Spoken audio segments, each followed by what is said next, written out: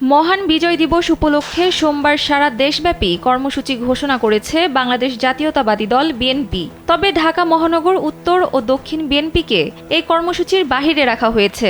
শনিবার বিএনপির সিনিয়র যুগ্ম মহাসচিব অ্যাডভোকেট রুহুল কবির রিজভী স্বাক্ষরিত বিজ্ঞপ্তিতে এ তথ্য জানানো হয়। বিজ্ঞপ্তিতে বলা হয়, বিজয় দিবস উপলক্ষে ঢাকা মহানগর উত্তর ও দক্ষিণ বিএনপি ব্যতি রেখে দেশব্যাপী সব জেলা ও মহানগরে আলোচনা সভা ও র্যালি সফল করতে বিএনপি এবং এর অঙ্গ ও সহযোগী সংগঠনের সব পর্যায়ের নেতাকর্মীকে অনুরোধ করা হয়েছে।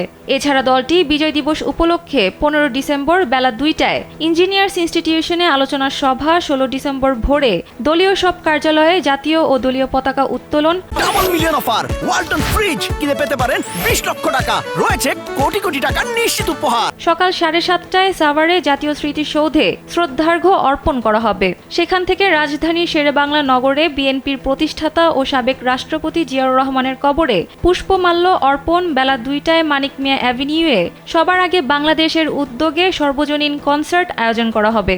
বিজয় দিবস উপলক্ষে পোস্টার প্রকাশ এবং নয়াপল্টনের কেন্দ্রীয় কার্যালয় ও গুলশানে চেয়ারপারসনের কার্যালয়ে আলোকসজ্জাও করা হবে।